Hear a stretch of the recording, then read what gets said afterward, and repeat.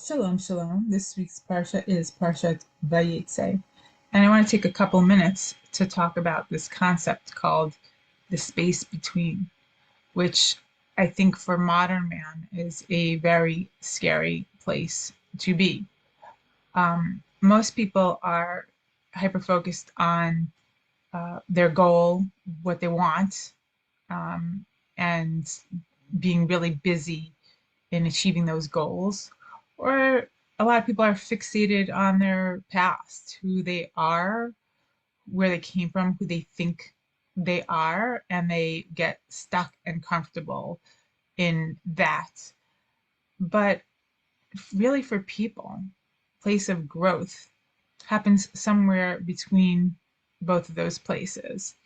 And it's important to sometimes go out from where you came and experience that in between space, which has a big question mark.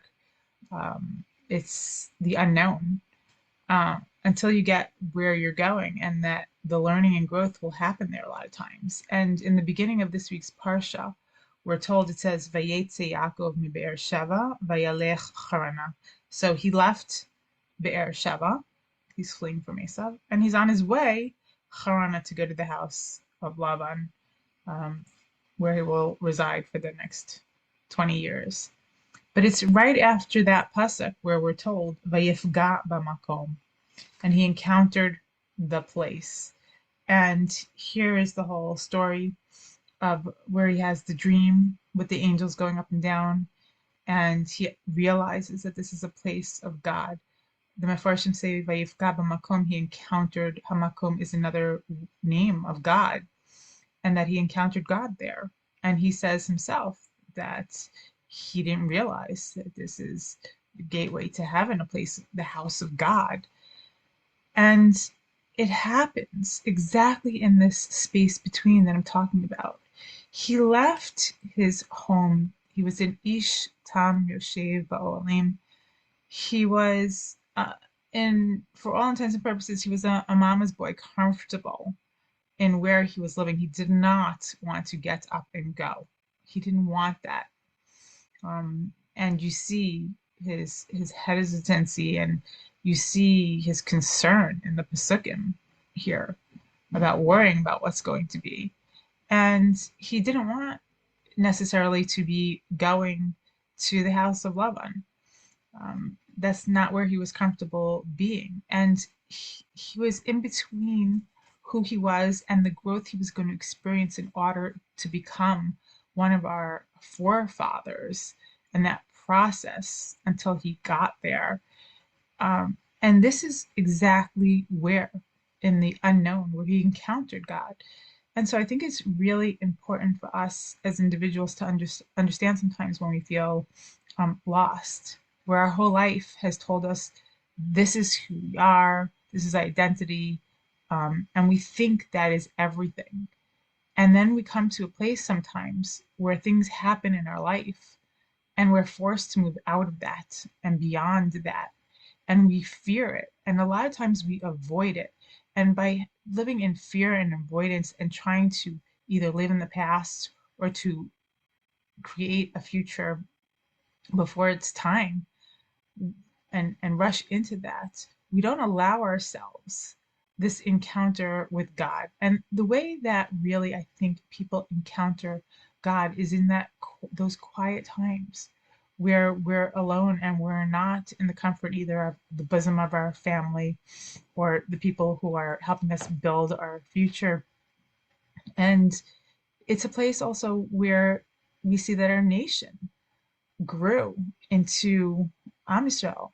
We're told we're Yaakov, the person who Yaakov, his name was because he held on to the heel of Esav when he was coming through his Maitzarim narrow streets when you're being born, and he had to fight with his brother, and ended up coming out Yaakov, someone who had to hold on to the heel of his brother. He's living under the heel of his brother to become Yisrael.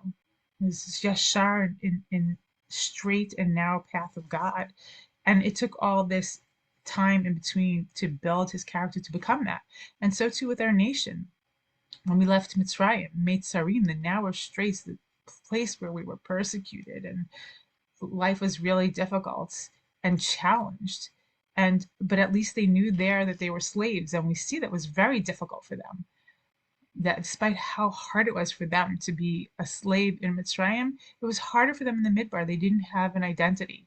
They didn't know who they were, and they wanted to go back, even to that horrible place where they had a hard life, because it was comfort zone. They knew who they were there.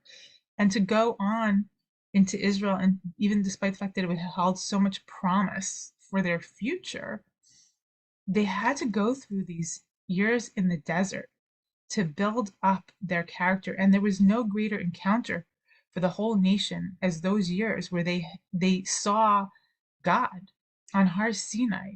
They had the Yifgab Makom for a whole nation. And it was in that space in between, from an identity of a slave of the nation, of a slave nation, to Yisrael, to Yashar, in the name of God, with their own country and their own people.